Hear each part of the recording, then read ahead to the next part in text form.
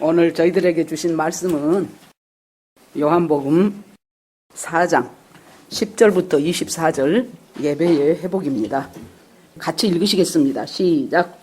예수께서 대답하여 이르시되 내가 만일 하나님의 선물과 또 내게 물을 좀 달라 하는 이가 누구인 줄 알았더라면 내가 그에게 구하였을 것이요 그가 생수를 내게 주었으리라. 여자가 이르되 주여 물기를 그릇도 없고 이 우물은 깊은데 어디서 당신이 그 생수를 얻겠삼나올까? 우리 조상 야곱이 이 우물은 우리에게 주셨고 또 여기서 자기와 자기 아들들과 짐승이 다 마셨는데 야곱보다 더 크니까. 예수께서 대답하여 이르시되 이 물을 마시는 자마다 다시 목마르려니와 내가 주는 물을 마시는 자는 영원히 목마르지 아니하리니 내가 주는 물은 그 속에서 영생하도록 솟아나는 샘물이 되리라. 여자가 이르되 주여 그런 물을 내게 주사 목마르지도 않고 또 여기 물 기르러 오지도 않게 하옵소서. 이르시되 가서 내 남편을 불러오라. 여자가 대답하여 이르되 나는 남편이 없나이다. 예수께서 이르시되 내가 남편이 없다는 말이 옳도다. 너에게 남편 5이 있었고 지금 있는 자도 내 남편이 아니니 내 말이 참되도다. 여자가 이르되 주여 내가 보니 선지자로소이다. 우리 조상들은 이 산에서 예배하였는데 당신들의 말은 예배할 곳이 예루살렘에 있다 하더이다. 예수께서 이르시되 여자여 내 말을 믿으라. 이 산에서도 말고 예루살렘에서도 말고 너희가 아버지께 예배할 때가 이르리라. 알지 못하는 것을 예배하고 우리는 아는 것을 예배하노니 이는 구원이 유대인에게서 남이라. 아버지께 참되게 예배하는 자들은 영과 진리로 예배할 때가 오나니 곧 이때라.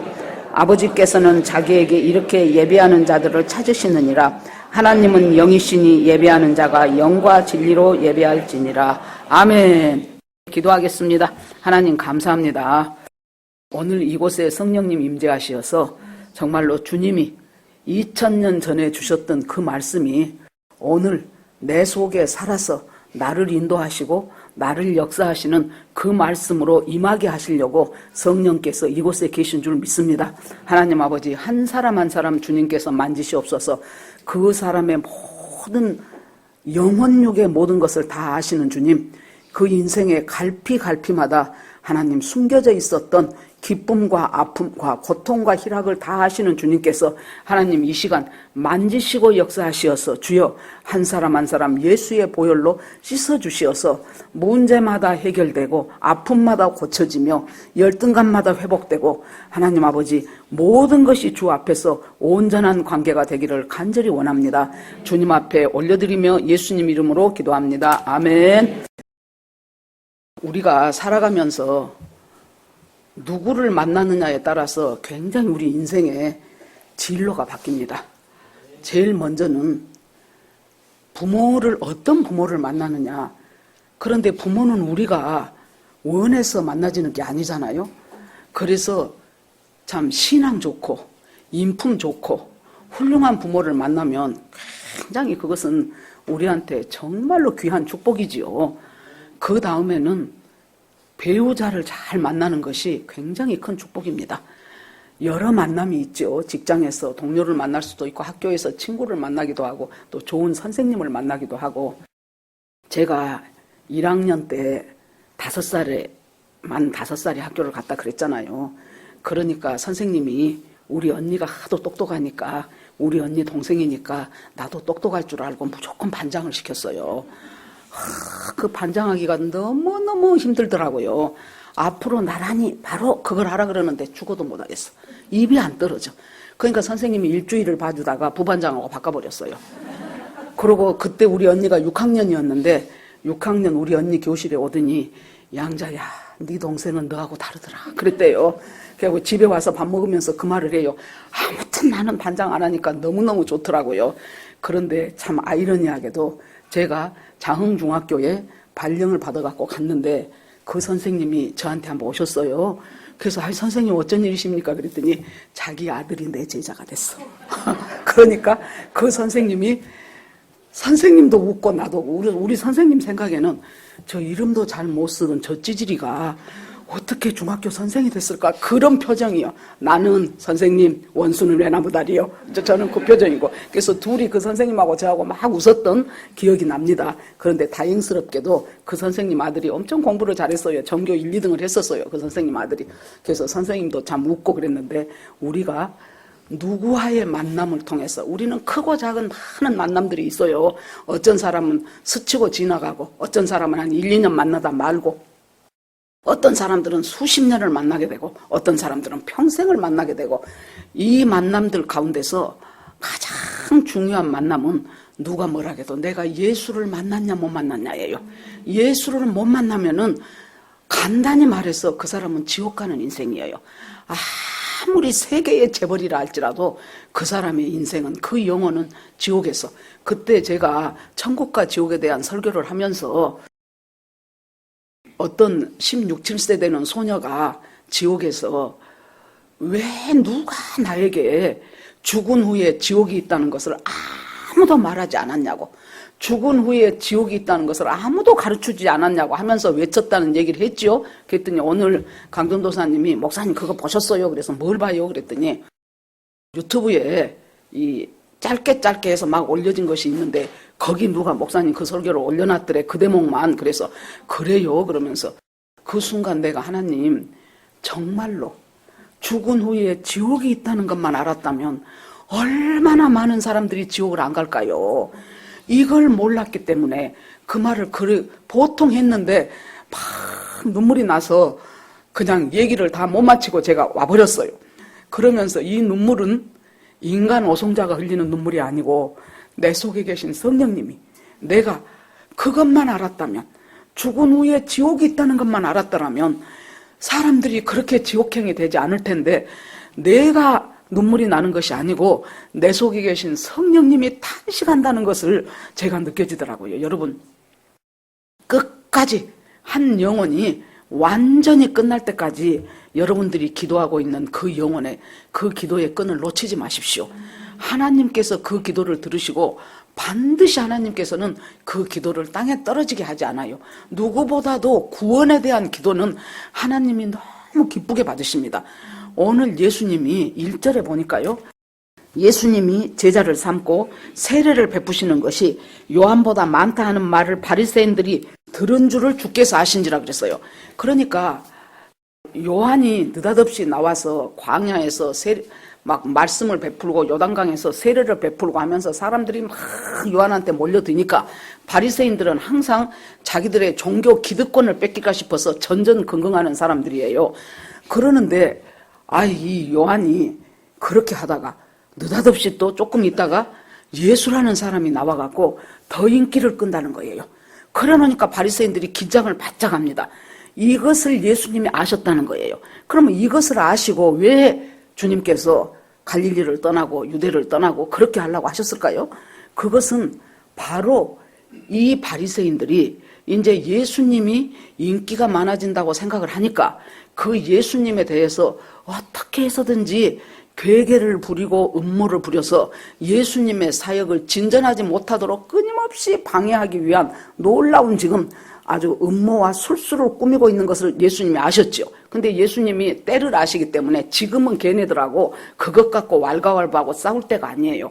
예수님은 바로 구원을 베푸셔야 되고 사람들을 하나님의 백성으로 삼아야 되는 그 일을 위해서 오셨기 때문에 예수님이 제자들에게 유다를 떠나서 갈릴리로 가자 그랬어요. 그래서 여러분 아시다시피 갈릴리는 우쪽에가 있습니다.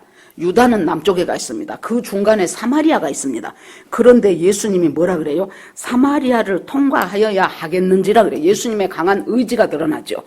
그러니까 이때 사마리아는 옛날에 북왕국 이스라엘이 망할 때 그때 사람들이 많이 포로로 갔었고 이 사람들이 이 자기들이 점령한 나라의 정책을 어떤 식으로 써버렸냐 그러면은 피를 섞어버리는 거예요. 그래서 다른 나라 사람들을 갖다가 이스라엘 땅에다가 서로 섞어버렸어요. 그래서 강제로 결혼식을 시켜버리고 그래서 이스라엘의 순수성을 회방시켜버렸어요. 그러니까 바벨론에서 포로로 갔다가 온 유다 백성들이 보니까 그 꼴이 돼갖고 있거든요. 그래 놓으니까 저것들은 우리하고 달라. 저것들은 혼합 백성이 돼버렸고 저것들은 혼합 종교가 돼버렸어. 그러니까 우리는 쟤네들하고 앞으로 상종하지 말자. 그러고 남쪽인 유다에서 북쪽 갈릴리를 갈 때도 사마리아를 가운데로 쭉 가버리면 직진인데 안 가요. 요단강을 건너. 그래갖고 요단강에서 베리아 지방을 지내가지고 갈릴리로 가요. 갈릴리에서 유다 땅을 올 때도 또 마찬가지예요. 그러니까 당연히 지금 그것이 오래된 관습이에요. 그래 놓으니까 당연히 제자들은 자, 우리가 유다를 떠나서 갈릴리로 가자 그러면은 요단강 건너서 그렇게 가겠거니 그랬더니 예수님이 사마리아를 통과하여야 되겠는지라 하고 예수님이 기어이 사마리아를 통과해서 가자고 얘기하는 거예요. 우리 이 성경은 명확하게 그것이 구분이 잘 안 돼요. 그냥 사마리아를 통과해야 되겠나 보다 그렇게 생각하는데 원래 여기 보면은 조동사 머스트가 나와요. 그러니까 기어이 사마리아로 가지 않으면 안 된다. 꼭 사마리아로 거쳐서 가야만 하겠다. 이것이요, 주님이 이렇게 강하게 자기 의지를 드러낼 때가 언제냐 그러면은 이 앞전에 이제 요한복음 3장에 나오죠. 그 3장에 니고데모가 예수님을 밤에 몰래 찾아와 가지고 내가 어떻게 하여야 하나님 나라를 갈 수 있습니까? 하고 묻지요. 그러니까 예수님이 물과 성령으로 거듭나지 아니하면 결코 하나님 나라를 갈 수 없느니라. 너희가 거듭나야 할지니 그랬어요. 여기서 거듭나야 할지니에 거듭나지 않으면 안 된다는 그 머스트가 또 쓰이는 거예요. 그 다음에 이제 예수님이 이제 이 니고데모하고 계속 이제 말씀을 주고받으면서 모세가 광야에서 뱀을 든 것처럼 인자도 하나님 앞에 들려야 하리니 그랬어요. 이것은 예수님이 기어이 십자가를 져야 된다는 얘기예요. 나무에 해서 들려야 하리니 이 말씀은 한마디로 예수 그리스도가 십자가를 져야 하겠는지라요. 역시 내가 뭐뭐 하지 않으면 안 된다예요. 그러면 이 두 개를 보면서 무엇을 설명할 때 예수님이 기어이 해야만 한다고 말씀하시겠습니까? 구원을 설명할 때 예수 그리스도께서 우리에게 십자가를 지지 않으면은 예수의 십자가와 보혈을 의지하지 않으면은 거기에서 예수님과 만남이 있지 않으면은 결단코 구원을 얻지 못하더라. 그것이 거듭나는 거예요. 그래서 니고데모에게 거듭나지 아니하면 결단코 하나님 나라를 갈 수 없고 볼 수 없다. 그러고 나서 오늘 이제 4장 24절에 보면은 하나님은 영이시니 예배하는 자가 영과 진리로 예배할지니라. 영과 진리로 예배하지 않으면 안 된다라는 그 동사가 여기서 또 쓰인다 그 말이에요. 그러니까 구원과 예배에 대해서 결단코 하나님께서 다른 방법을 두지 않고 오직 십자가로 구원받고 거듭나야 구원받고 거듭나고 십자가로 구원받은 사람들이 너무나도 마땅하게 주님 앞에 해야 될 것은 참 예배를 드리는 것인데 그 예배는 신령과 진정으로 영과 진리로 드리는 예배라는 거예요. 자, 예수님이 지금 내가 기어이 사마리아를 통과하여야 되겠는지라 하고 지금 사마리아를 향해서 굉장히 먼 거리죠. 지금 유대에서 갈릴리까지 가는데 중간 사마리아를 지금 건너서 지금처럼 무슨 뭐 차가 있습니까? 뭐 기차가 있습니까? 걸어가는 거예요. 그래서 그 수가성이라는 곳에 사마리아에 있는 수가라 하는 동네에 이르니 야곱이 그 아들 요셉에게 준 땅이 가깝고 야곱의 우물이 있더라 그랬어요. 6절에 보니까 예수께서 길 가시다가 피곤하여 우물 곁에 그대로 앉으시니 그랬죠. 피곤해서 앉았는가 보다. 예, 피곤하지요. 예수님이 인간의 몸으로 오셨기 때문에 인성을 갖고 계시기 때문에 예수님이 피곤할 정도로 정신없이 한 목적지를 향하여 가는데 그 목적지가 수가성이라는 것이고 그 수가성에 한 여자가 있어요. 그 여자를 만나러 지금 예수님이 열심히 가다가 드디어 우물가에서 피곤하여 그대로 앉으시니 이것을 더 정확하게 번역한다면 털썩 주저앉으시니 가다가 다리 아프고 힘든데 털썩 주저앉아요. 왜? 목적지에 도착했다는 거예요. 목적지에 도착했기 때문에 예수님이 아이고 드디어 왔네 하면서 털썩 주저앉아요. 예수님은 이 여자가 다 알아요. 예수님은 이 여자가 어느 때쯤 물길로 이 우물에 오실 것을 알면서 이 여자가 오기 전에 도착하시려고 열심히 걸어서, 여자가 아직 안 보여, 우물이 있어요. 그래서 그 우물가에 털썩 주저앉으시는 거예요. 목적지까지 도착하신 거예요. 그랬더니 그 여자가 옵니다. 이 여자는 우리가 다 알다시피 다 사람들이, 거기는 일교차가 심하기 때문에 낮에는 엄청 더워요. 그러니까 우물을 언제 기르겠습니까? 해 뜨기 전 이른 아침이나 해가 질락말락한 저녁 때, 선선할 때 기르겠죠. 근데 이 여자는 언제 옵니까? 낮 12시에. 왜? 다른 사람 만나고 싶지가 않는 거예요. 사람을 만나기 싫어요. 그러기 때문에 사람 없을 때 뭐 진짜 몰래 와가지고 도둑질하는 것처럼 물을 길러가지고 가야 먹고 사니까, 그래서 왔더니 뜻밖의 먼 남자가 딱 우물가에 앉았는 거예요. 그것도 사마리아 사람도 아니고 유대 남자가 앉았어요. 그러더니 자기한테 말을 붙이네. 나에게 물을 좀 달라고. 그러니까 이 여자는 아니 아무도 없이 몰래 살짝 물 떠갖고 가려고 그랬는데, 뭐 느닷없는 여자도 아닌 남자가 앉아갖고 또 자기한테 또 물 좀 달라고 하네요. 그래 놓으니까 짜증이 나는 거예요. 그래서 뭐라고 합니까? 당신은 유대 남자인데 왜 사마리아에 나한테 말을 붙이고 나한테 물을 달라고 하십니까? 하면서 아주 까칠하게 예수님한테 반응합니다. 우리가 성경은 흰 종이에 검은 글로 써놨기 때문에 입체적이지가 않아요. 그러니까 여러분들이, 제가 홈피에도 큐티에도 적어놨는데, 우리가 이제 이 교회 개척하면서부터 1년에 성경을 6독을 합시다 했는데, 그 전에 제가 기억하기에 엄청 열심히 읽었던 문상규 집사님이 1년에 8독 한 적이 있으셔요. 그리고 물론 반독도 안 한 사람도 많을 것입니다. 대체적으로 중보기도 오신 분들 보면은 2독 내지 3독은 하시더라고요. 그러면 2독이라고 했다 쳐도 우리가 15년만 잡아도 몇 독입니까? 3독이라고 하면 수십 독을 했겠죠.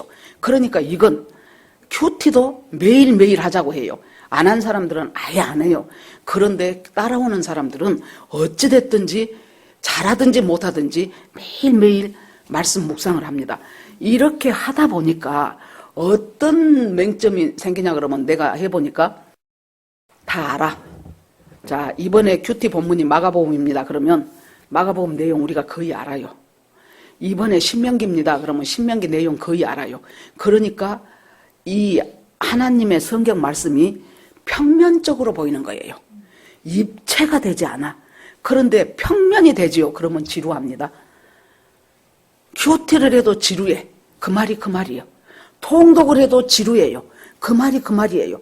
그러면 어떻게 이것을 바꿔야 되는가 하면은, 내가 이 상황 속에 들어가 가지고 이 여자가 돼보는 거예요. 그러니까 이 여자가 여기서 평면적인 글로만 볼 때는, 아니 당신은 유대 남자인데 왜 나한테 물을 달라 하십니까? 그렇게 느껴지지요. 그런데 이것을 입체적으로 읽기 시작하면 어떻게 느껴져? 이 여자가 예수님한테 성질 내네, 이렇게 느껴지는 거예요. 아주 탁 쏴붙이는 거예요. 나 지금 사람 만나기 싫어서 이 시간 택해갖고 왔는데 뭐 느닷없는 남자가 나한테 물 주라 그래요? 그러고 지금 딱 그런 느낌이에요. 그러니까 예수님이 이 여자한테 또 뭐라고 답을 하십니까? 너한테 물을 주라고 한 내가 누군 줄을 알았다면은, 하나님의 선물과 내가 물 좀 달라는 이가 누군 줄 알았다라면 네가 나한테 구하였을 것이고 나는 너에게 생수를 주었을 것이다. 자, 구원은 뭐라는 것입니까? 하나님의 선물이에요. 우리가 지금 여기 예수 믿고 구원받고 주님 은혜 가운데 앉아있죠. 여러분 생각을 해보세요. 천국과 지옥이 믿어진다는 것이 얼마나 따지고 보면 웃기는 거예요. 우리가 다 현대 교육을 받았잖아요. 그런데 내 눈으로 보지 않는 그것이 천국과 지옥이고, 그것도 착하게 살면 천국 간다 그러면 좀 그래도 말이 되는데, 착하게 살고 불량하게 살고 그것은 나중 일이고, 예수를 믿어야 천국을 간다 그러니 굉장히 독선적이고 웃긴다고요. 그런데 그 구원이 지금 우리나라 이순신 장군도 아니고 남의 나라 저 지구 반대편에 있는 예수라는 사람, 그것도 33년 살다가 십자가에서 처형당해 죽었다며. 그런데 그 예수가 2000년 후에 태어난 내 죄를 대신해서 십자가에서 죽고, 그리고 그것을 믿으면 내가 구원받는다네. 여러분, 이 말도 안 되는 이 사실이 믿어지는 것이 기적이고 믿어지는 것이 축복이다 그 말이에요. 여러분 속으로 나는 아직 안 믿어지는데 그런 사람 있으면은 기도를 해보세요. 하나님, 그 목사님이 연세도 솔찬히 들었고 나이도 먹을 만큼 먹었는데 나한테 괜히 거짓말하고 뻥치지는 않을 것 같은데 저것이 사실이라면 나한테도 좀 믿음을 주십시오. 그것이 사실이라면 믿고 안 믿고 저에게 믿음을 주십시오. 구원은 우리가요, 하나님의 선물이에요. 절대로 내가 무엇을 잘해서 내 행위가 올바라서 내가 구원받는 사람 하나도 없어요. 그렇게 생각한 사람이 어떤 사람이에요? 임금의 혼인잔치에 주최 측에서 준 예복 안 입고 자기 옷 입고 내 행위로 내 의로 내가 남보다 훨씬 더 훌륭하고 올바르게 살았어 하는 그 마음으로 지 옷 입고 딱 앉았으니까 임금이 와서 뭐라 그래요? 친구여, 어찌하여 예복을 입지 아니하느냐? 네가 아무리 사람들한테는 박수 받는 인생을 살았다 할지라도 예수 그리스도가 선물로 준 이 구원의 예복을 입지 않으면은 너는 아웃이요. 그러면서 주님이 무서운 말을 해요. 이 사람의 수족을 묶어서 바깥 어두운 데 내어쫓으라. 거기서 슬피 울며 이를 갈미 있으리라. 여러분, 구원 받았냐 못 받았냐가 우리가 짬뽕 먹을까 짜장면 먹을까 그 정도의 선택사항이 아니에요. 죽느냐 사느냐, 이 세상에서 죽고 사는 것이 문제가 아니고 영원한 지옥이냐 영원한 천국이냐가 갈라지는 것이 지금 우리가 살아가면서 구원을 받았냐 못 받았냐예요. 어떻게 하나님께서는 우리한테 생각하면 생각할수록 참으로 묘하게, 지금 생각해보면 제가 전에도 여러 번 말씀드렸죠. 학교 가기 전에 5살, 6살 우리 나이로 그때 새벽기도 종소리가 울리면은 왜 그 어린 내 귀에는 그 새벽기도 종소리가 천당 천당 꼭 그렇게 들렸어요. 그렇게 그 할머니 한 분이 그렇게 쳤다 그랬잖아요. 쭉 올렸다가 힘껏 쫙 내리면서 그 종 안에 있는 그 추가 딱딱 이제 종을 맞추면은 땡땡 땡그랑 땡그랑 하고 치는 거예요. 그래서 나는 하나님을 몰랐어도 그때부터 하나님은 나를 알고 계셨구나. 우리가 구약에 보면은 뭐라 그래요? 네가 모태에서 조성되기 전부터 내가 너를 알고 있었다는 거예요. 아니, 내가 우리 어머니하고 아버지하고 만나서 결혼해서 나를 임신을 했는데 이 내가 생기기도 전부터 하나님은 거기다 나중에는 뭐라 그래요? 태초 이전부터 내가 너를 알고 있었다는 거예요. 우리 언니가 한번 그런 얘기를 하더라고요. 5학년 때 이제 교회 주일학교를 다니는데 그때 우리 교회가 이렇게 모이면은 딱 교회 마당에서 다 주일학생들을 모여요. 그래가지고 교회 안에서 누가 이제 올겐으로, 그때는 피아노가 없을 때였고 올겐으로 이제 막 이제 이렇게 찬양을 쳐요. 그러면은 그것에 맞춰서 1학년부터 차근차근 질서 정연하게 교회 안으로 들어가게 그렇게 했어요. 그래서 이제 예배를 드리는데 어느 날 딱 보니까 분명히 자기는 교회 그때 방석 놓고 앉을 때예요. 방석에 앉았는데 어떻게 된 건지 우리 교회 앞에 상당히 제법 되는 또랑이 있어갖고 시냇물이 찰찰찰 흘렀어요. 그 교회 앞에 자기가 섰더라는 거예요. 그러니까 아이가 그게 호통이 오는 거예요. 나는 분명히 교회가 있는데 왜 내가 또 여기 있는 거야? 그러더니 거기서 자기는 천사인지 몰랐대요. 선녀라 그래, 선녀.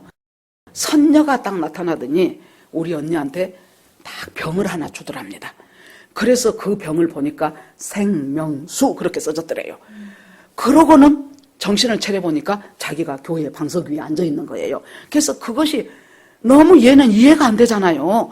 그래 놓으니까 어른들한테 내가 분명히 교회 방석에 앉았었는데 아니 또 내가 또 그 또랑 옆에 앉아갖고 어떤 선녀가 나와서 나한테 생명수라고 써진 그걸 줬다. 그러니까 그 교회는 더군다나 그런 것하고는 거리가 먼 교회였거든요. 어쩐 사람은 네가 꿈 꿨나 보다. 꿈 아니라니까요. 그래도 아이고 네가 그럼 헛것을 받는갑다. 그래가지고 헛것 보고 꿈꿔갖고 그걸 해석을 못했는데 나중에 보니까 하나님께서 잠깐 몸은 여기다 놔두고 잠깐 그 영혼을 이쪽에다가 갖다 놓으신 거예요. 지금 생각하니까.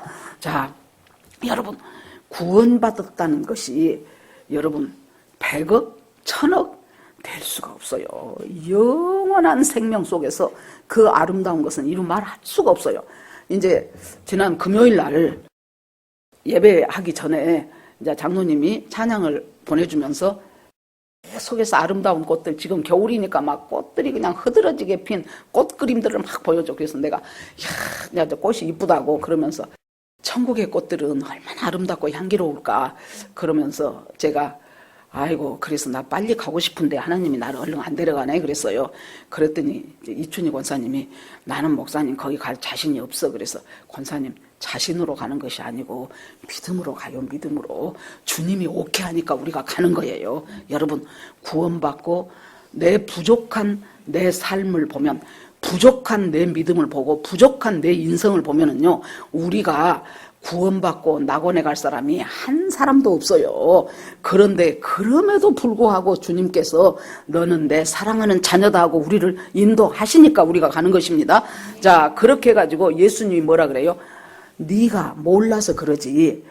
너한테 물 달라고 한 내가 누군 줄을 알았다면 네가 나에게 구하였을 것이고 나는 너에게 생수를 주었으리라.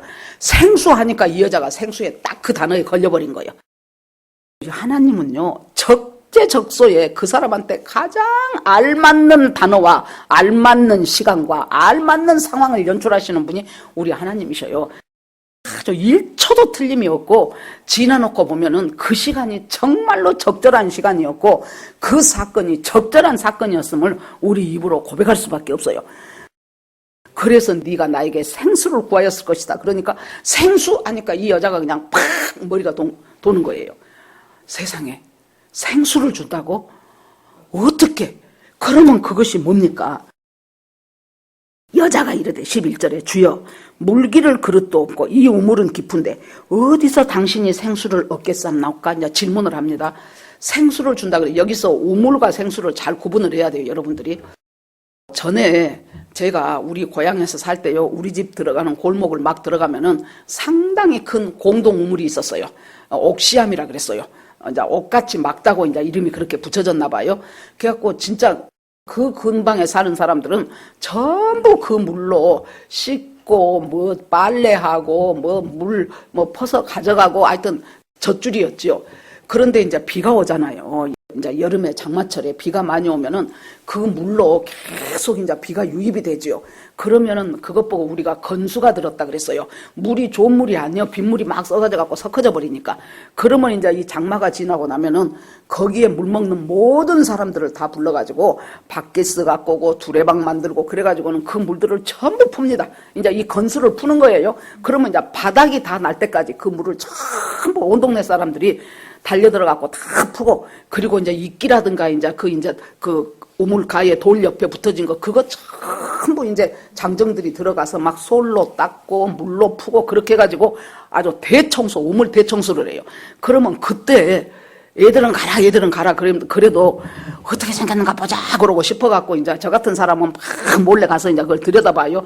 그랬더니 놀라운 것이 항상 이렇게 고여있는 물만 봤는데 그 물을 다 퍼내고 나니까 저 밑에 어딘가에서 퐁퐁퐁퐁 물이 솟더라고요. 이것이 생수예요, 여러분. 생수. 우물은 뭐예요? 그것들을 가둬놓은, 저장해놓은 물이 우물이잖아요. 그런데 생수를 준다 그러니까 이 여자가 생수?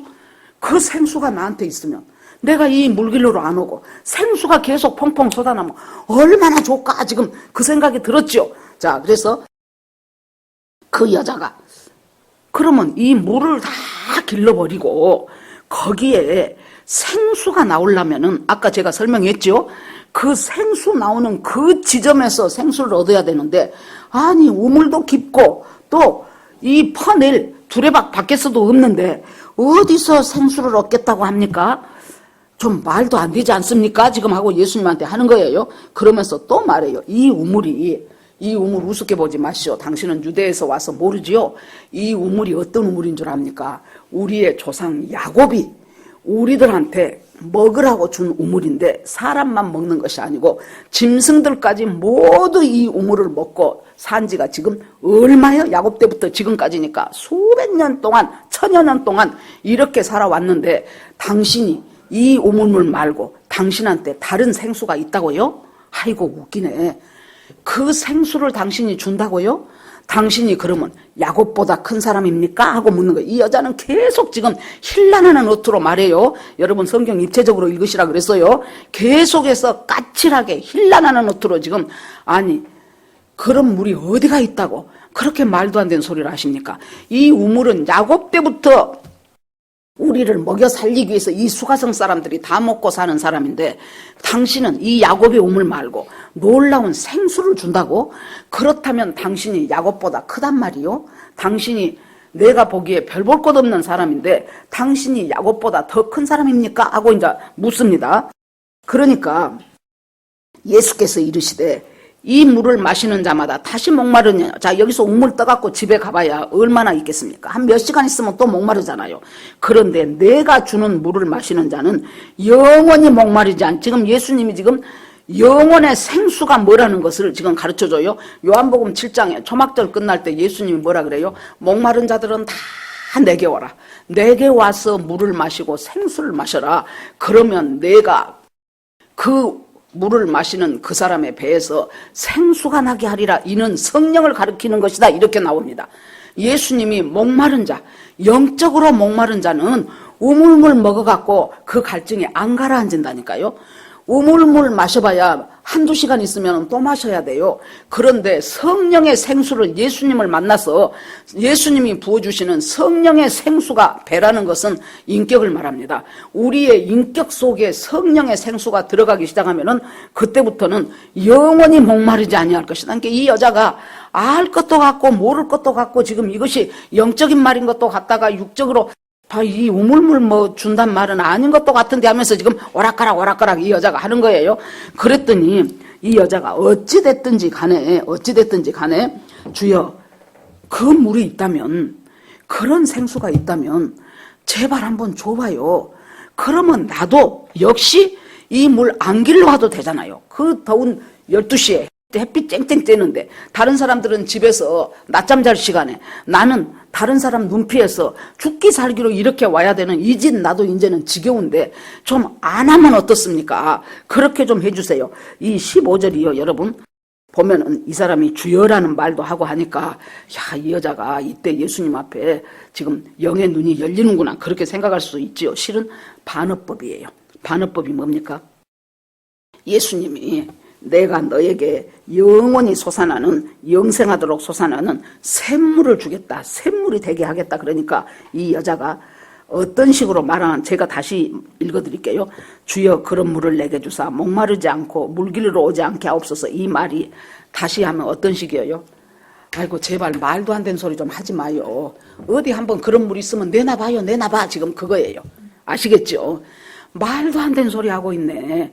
어떻게 영원히 목마르지 않는 물이 어디가 있어요? 이 여자는 이제 물질적인 물만 생각하니까 영원히 목마르지 않는 물이 어디가 있다고 그딴 소리를 합니까? 뭐 느닷없는 남자가 와가지고 나한테 느닷없는 말도 안 되는 소리를 지금 씨부리고 있네. 그러면서 어디 그런 물 있으면 한번 내놔봐요. 내놔봐. 지금 그 뜻입니다. 예수님이 갑자기 장면을 확 바꿔요.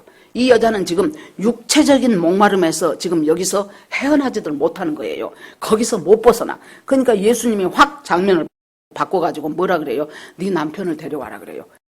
이 여자한테 남편이라는 것은 정말로 엄청난 고통의 단어예요. 그러니까 아이 느닷없이 또 남편 데리고 오라 그러네? 그래 놓으니까 남편 없어 그런 거예요. 그러니까 예수님이 이따가 맞아. 너 지금까지 남편 5이었는데 그 남편하고 다 헤어졌지. 지금 또 하나 살아요. 그러니까 지금 있는 남편까지 하면 6명이요. 이 남편도 네 남편이 아니에요. 그러니까 지금 불륜녀로 살고 있다 그 말이에요. 네 남편이 아니니까 너 남편 없단 말이 옳도다 그렇습니다. 그러니까 여러분 생각을 해보십시오. 이 여자한테서 가장 괴로운 단어는 남편이란 단어예요. 5명과 헤어졌어요. 남자가 이 여자를 버렸는지 여자가 찾는지는 알 수 없어. 그러나 그 당시의 어떤 시대 상황으로 봐서 여자가 남편과 이혼을 먼저 요구해서 가는 경우는 거의 없어요. 먹고 살 길이 없어요 여자들이. 그러니까 남자가 이 여자를 버렸다고 보는 것이 훨씬 더 타당합니다. 그런데 이 여자가 여러분 생각을 해보세요. 5명의 남자를 갈아치울 때 그때마다 얼마나 많은 상처를 받았겠습니까? 그때마다 생각해 보면은 이제 두 번째 결혼할 때는 전에 있던 그 남편하고는 다르려니 그랬겠죠. 결혼하고 보니 얘는 더 못됐어. 세 번째 남자하고 결혼할 때는 그래도 이 사람은 그것들하고는 다르겠지. 나를 좀 잘 대해주겠거니 어디가 있어요. 천하의 못된 놈이요. 심심하면 술 먹고 두드러 패고 심심하면 네가 가서 돈 벌라 그러고 온갖 고생을 다 시키는 이 여자. 그 유대의 랍비가 여자가 이혼을 하지요. 그러면 재혼은 허락을 했답니다. 그런데 특수한 경우 아니면은 특수한 경우에 3혼까지는 할 수 있다라고 봐줬대요. 그것도 아주 특수 경우에. 그 이상은 안 된다 그랬어요. 근데 이 여자는 5번 결혼을 한 거예요. 그러니까 이 여자는 남편이라는 그 말 속에 자기가 이 5 남자한테 그동안 당해왔던 인생의 고통과 인생의 그 아픔과 그 분노와 억울함과 그 모든 것이 집약된 말이 남편이란 단어란 말이에요. 그런데 예수님이 거기를 확 찔러요. 왜 그럴까요? 우리가요, 이 다음에 이제 예배가 나오는데, 진정한 예배, 신령과 진정으로 드리는 진정한 예배, 영과 진리도 드리는 그 예배를 하나님 앞에 하기 위해서는 먼저 선행돼야 될 것이 있는데, 그것이 뭐냐 그러면은 내 죄를 내가 봐야 돼요. 그 과정 가운데서 이 여자가 죄 안 지었겠습니까? 얼마나 첫 번째 남편은 자다가도 이를 빡빡 깔고 욕을 했을 것이고, 두 번째 남편은 그 비슷한 사람만 봐도 가서 뒤통수를 치고 싶었을 것이고, 말만 꺼대면 그 천하의 죽일 놈이다 하고 얼마나 욕을 했을 것이고, 저주를 퍼부었을 것이고, 그 5 남자를 거쳐오는 동안에 이 여자는 자기 나름대로 얼마나 자기 인생에 대해서 정말로 누더기처럼 갈기갈기 찢어져 버린 그 남자들로 인한 자기의 아픔과 그 인생, 그걸 생각하면서 이 여자도 엄청난 죄도 지었고 엄청난 상처도 받았고 엄청난 열등감 속에서 허덕이면서 살아왔던 이것을 예수님이 이 여자 뽀록내고 싶어서가 아니고 이 여자한테 직시하라는 거예요. 주님을 만나기 전에, 예수님을 예배하기 전에 우리가 반드시 직시해야 될 것은 나의 아픔과 절망과 내 분노와 억울함과 그 모든 것들 속에서 내가 짓는 죄하고 직시해야 돼요. 만나야 돼요. 그런데 이 여자는 자꾸 엉뚱한 소리만 하고 있거든요. 그래 놓으니까 예수님 이따가 네 남편 데리고 와라. 남편 같은 소리 하네. 나 남편 없어요. 그랬더니 예수님이 맞다. 네가 남편이 5 있었어도 걔 전부 다 헤어졌고 지금 살고 있는 남편도 네 남편이 아니다. 그러니까 그 여자가 비로소 뭔 사건이요? 나에 대해서 다 알고 있네. 느닷없이 처음 보는 남자인데, 그것도 사마리아 옆 동네라 그러면 어떻게 소문으로라도 들었다고 할 텐데 저 유대 남자인데 나에 대해서 다 아네. 그러니까 그때 뭐라 그래요? 당신이 선지자네요. 거의 이제 한 단계, 원 스텝 이제 올라가는 거예요. 우리가요, 예수님을 알 때 처음부터 주님이 나의 구주고 나의 주님이십니다. 그러면 얼마나 좋겠습니다만은, 그것이 잘 안 되면은 분명히 보통 사람은 아니구나. 그것부터 시작을 하는 거예요. 그래서 이제 한 단계 한 단계 예수님을 알아가요. 그러니까 당신은 선지자네요. 그러면서도 처음 본 남자한테 자기의 치부가 드러나니까 부끄럽단 말이에요. 그러니까 이 여자가 뭐라 그러냐면은, 있잖아요, 우리 사마리아 사람들은, 우리 성 사람들은 하나님을 예배할 때 이 산은 그리심산이에요. 그리심산에서 예배한다는데 유대 사람들은 예루살렘에서 예배해야 된다고 하네요. 그리심산에서 예배하는 것이 맞습니까? 예루살렘에서 예배하는 것이 맞습니까? 하고 예수님한테 물어요. 저는 이 질문 속에 이 여자가 사람하고 맞대항하기를 싫어하잖아요. 수치스러우니까 안 만나고 싶잖아요. 그런데 이 사람 깊은 속에 무슨 속이 있어요? 하나님을 예배하고 싶다는 갈망이 이 여자한테 있어요. 있기 때문에 지금 살짝 아닌 척하면서 우리는 그리심산에서 예배드린 것이 옳은 거라 그러고 당신들은 예루살렘에서 예배드리는 것이 옳은 거라 그러는데 그러면 어떤 것이 옳습니까? 하고 지금 묻는 거예요. 그러자 예수님께서 이 여자의 속을 간파하시는 예수님이 말씀하시기를, 여자여 내 말을 믿으라. 이 산에서도 말고 예루살렘에서 말고 너희가 아버지께 예배할 때가 이르리라. 너희는 알지 못하는 것을 예배하고 우리는 아는 것을 예배하니 이는 구원이 유대인에게서 남이라. 자, 이 말씀은 무슨 말씀이십니까? 이 여자는 지금 어디에 묶여 있습니까? 장소에 묶여 있는 거예요. 우리는 그리심산에서 예배드려야 된다는데요. 당신들은 예루살렘에서 예배드려야 된다는데요. 여러분, 구약에 보면은 하나님이 정해놓은 곳에서 예배하라고 했어요. 그러니까 정해놓은 곳, 그것이 중요하구나. 여러분, 그 정해놓은 곳은 무엇을 바라보고 정해놓은 곳에서 예배드라고 했을까요? 나중에 오실 메시아 예수 그리스도 그 한 분을 예배해야 된다는 것을 가르치기 위해서 정해놓은 곳이라고 얘기를 한 거예요. 장소적인 개념이 아니라고요. 그러는데 예수님이 오셔버렸어.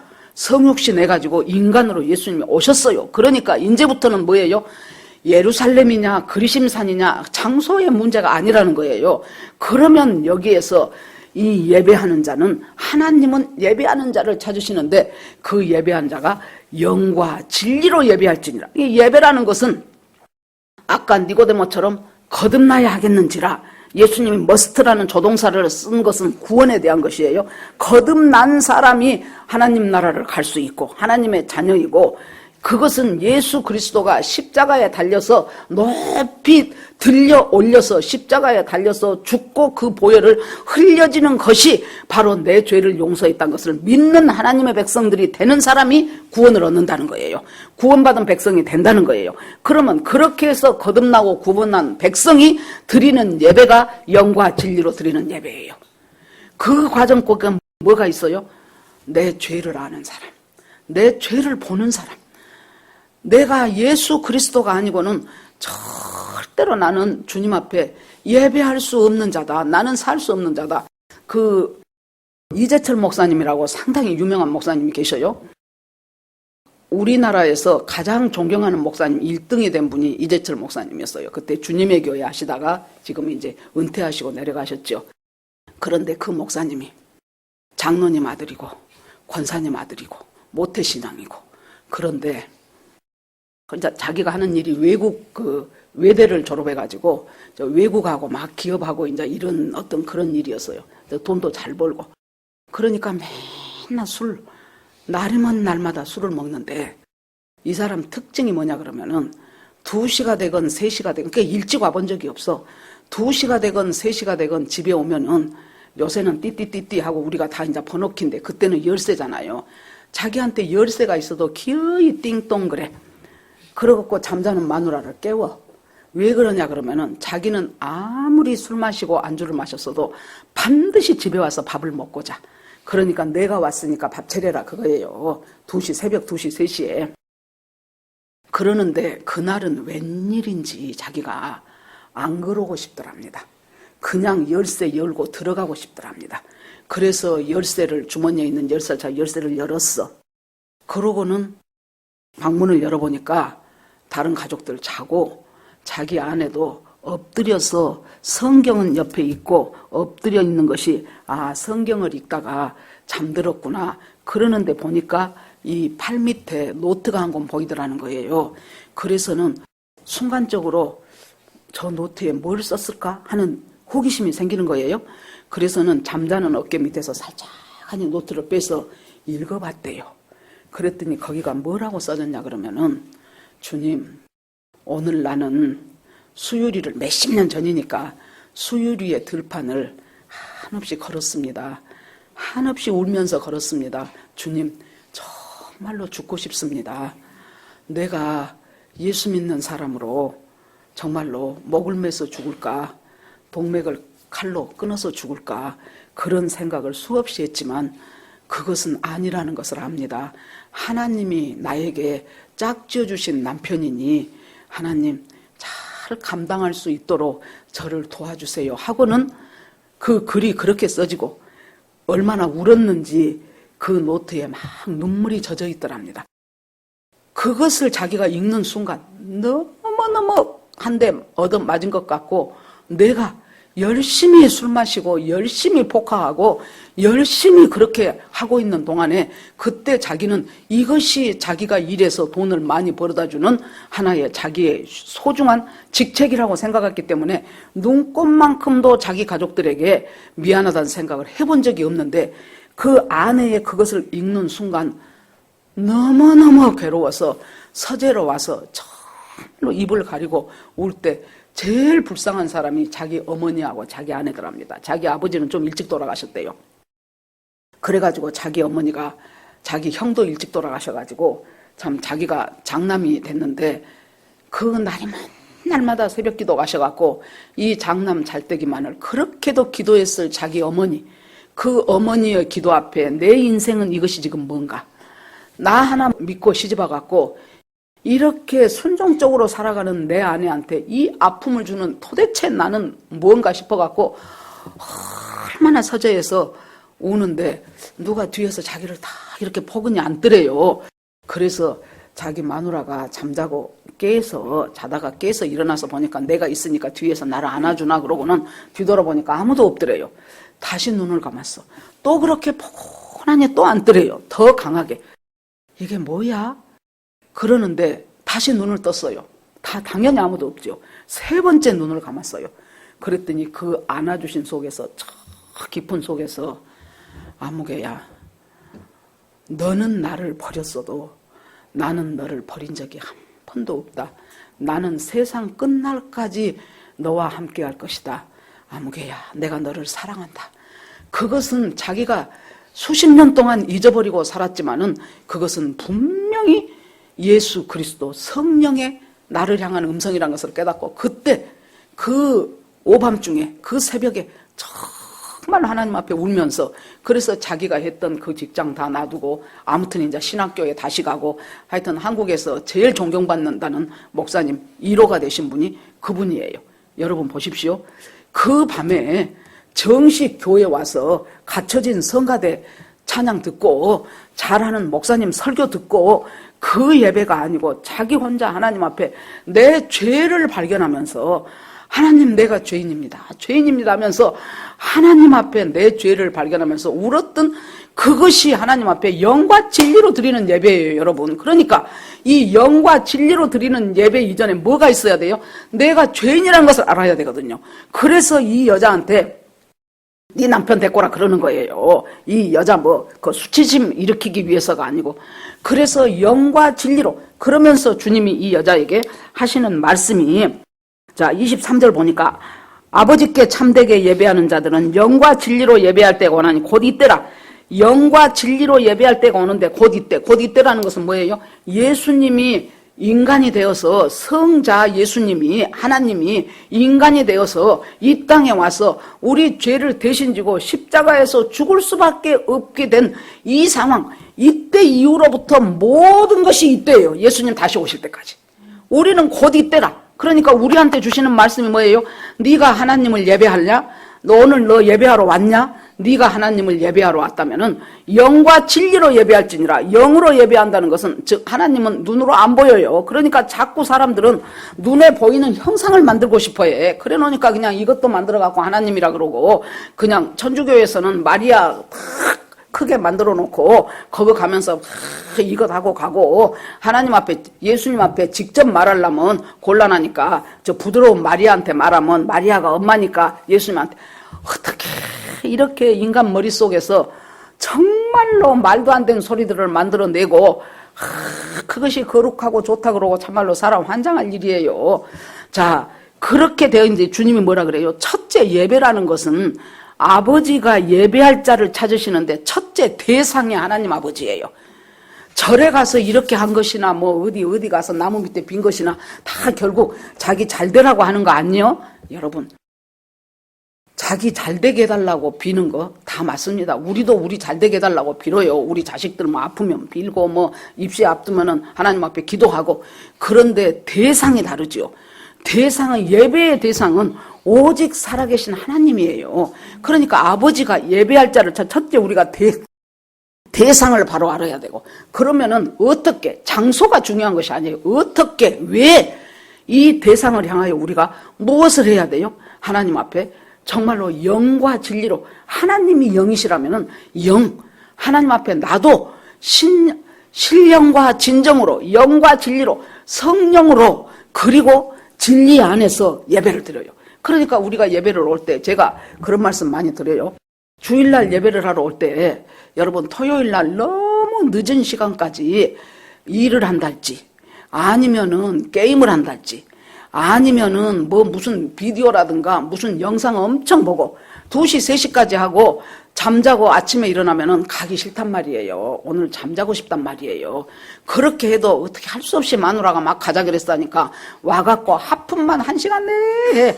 우리 목사님은 연세도 70이 훨씬 넘었다면서 지치도 안 해. 어떻게 저렇게 되게 다른 목사님들은 한 30분에 설교 끝낸다는데 우리 목사님 1시간 안에 끝낸 적을 내가 못 봤어. 참말로 희한해.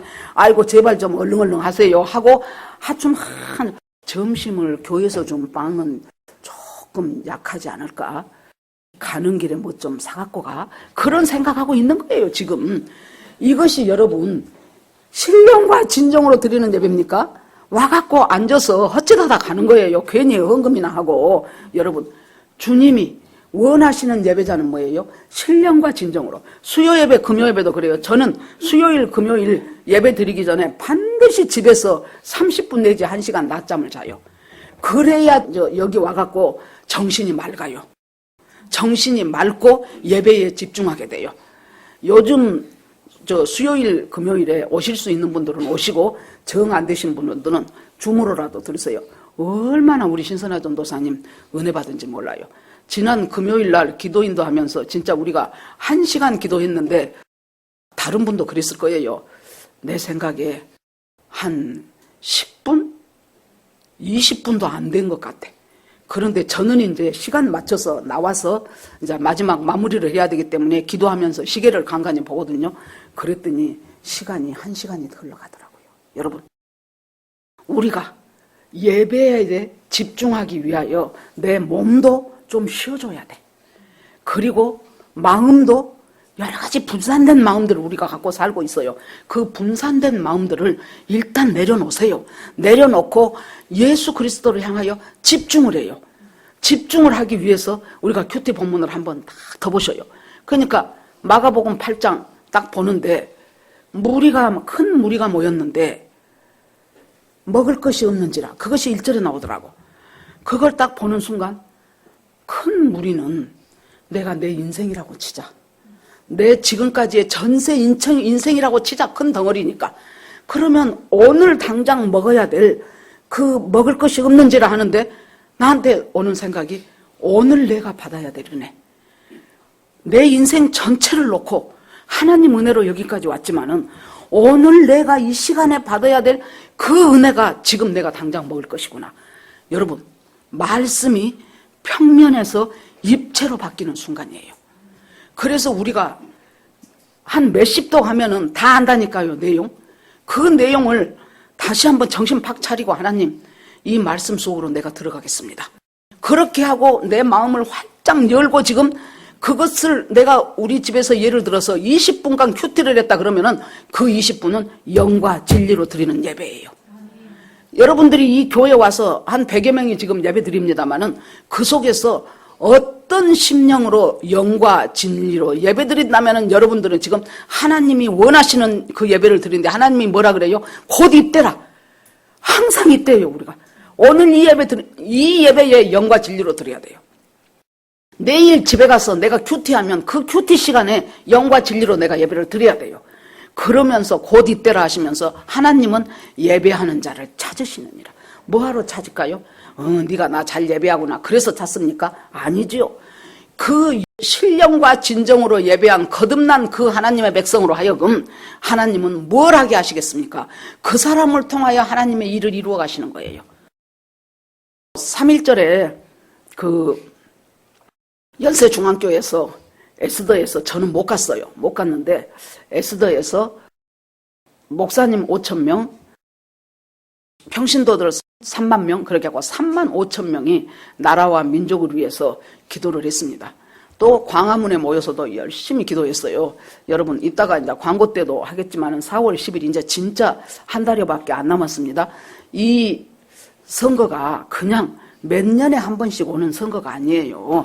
여러분, 말씀 잘 들으시고 정말로 이 40일도 못 남은 이 선거를 위해서 기도를 많이 하셔야 돼요.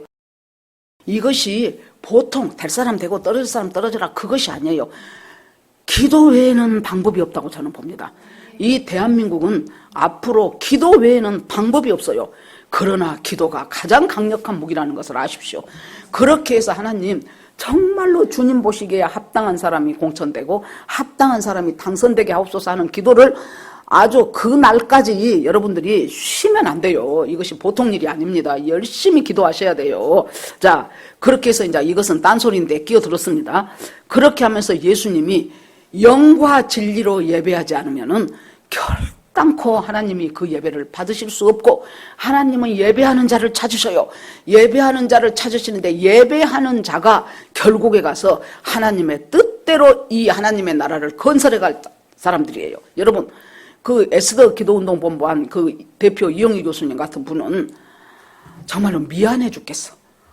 1년 내내 철야를 하다시피 해요. 거기는 1년 내내 모여서 1년 내내 기도하고 금식을 밥 먹듯이 하고 오직 이 나라를 위해서. 오길남이라고 여러분, 그 전에 초창기 지저스 아미 갔었던 분들은 알 거예요. 거기 보면은 다 이렇게 이제 그 배너에가 통영의 딸 신숙자 여사를 돌려주세요. 막 거기 써줬어요. 그것이 무엇인고 그랬더니 이 오길남 박사라는 사람이 부산에서 부산공가 경남공가 인류고등학교를 나와가지고 서울대 동문과를 갔어요. 서울대 동문과에서 독일로 유학을 갔어요. 거기서 이제 박사학위를 받았어요. 그런데 그때 간호사로 있다가 독일로 파견된 간호사를 있었지요. 그 중에 하나였던 통영 출신 신숙자라는 여자하고 결혼을 했어요. 딸 둘을 낳았어요. 혜원이하고 규원이에요. 그런데 그 접근했어요. 옛날에 백건우 윤정우한테도 접근했던 그 윤희상 막 이런 사람들이 있죠. 이 이제 완전히 김일성하고 이제 한파된 그 사람들이 접근을 해갖고 살살 꼬셔갖고 어떻게 했냐. 당신이 박사학위는 받았어도 그 박사학위 갖고 한국에 가갖고 제대로 된 대학 교수하기는 어렵다. 그런데 당신만 원하면은 김일성 대학에 교수를 시켜주겠다. 그리고 당신 부인이 지금 간이 안 좋은데 최고의 의료시설에서 당신 부인의 간도 고쳐주겠다. 그래가지고는 그 꼬시는데 넘어가 갖고요. 이 오길남 박사가 어디를 갔냐? 북한을 갔어요. 평양 순안공항에 딱 내리면서 내가 속았다는 것을 알았대요. 이 사람은 김일성 대학 교수가 아니라 뭐 시키냐 그러면은 대남 방송에 이제 대남 방송을 하면서 그 우리 남한에 있는 사람들이 이제 계속 나는 이제 이렇게 한 사람인데도 내가 북한에 와서 훌륭한 대접을 받고 있다. 당신들 북한으로 넘어와라. 이제 이 일하는 이제 그 선전 방송을 하고 그 다음에 이제 뭘 시켰냐 그러면 이 사람한테 당신은 독일로 다시 가서 지금 독일에 유학가 있는 사람들 2사람을 꼬셔가지고 당신과 똑같은 방법으로 북한으로 데리고 오너라. 그래서는 이제 자기 부인이 결단을 했어요. 우리는 일단 놔두고 당신이 거기 가서 오지 말아라. 오지 말고 이 실상을 알려라. 그러고 당신만이라도 이 북조선 땅을 벗어나라. 그러니까 자기가 이제 여권을 갖고 이제 베를린에 도착했어요. 항상 자기 혼자 가게 둡니까? 이제 지키는 파수꾼들 둘이 이제 그 지키는 사람들이 이제 북한 공산당 둘이가 딱 옆에 있어요. 그런데 자기가 여권 심사를 하는데 거기다가 얼른 나는 납치되었습니다. 그렇게 독일어로 써가지고 그 사람한테 빨리 줬어요. 그러니까 그 사람이 그걸 보고는 잠깐 뭐 조사할 것 있으니까 이쪽으로 들어오라고. 그래갖고 이 오길남이를 떼어서 들어갔어요. 어떻게 된 거냐? 나는 북한에 지금 납치되었다. 하고 얘기를 해갖고 이 사람은 거기서 이제 북한을 안 들어갈 수 있도록 이제 그렇게 조치가 된 거예요.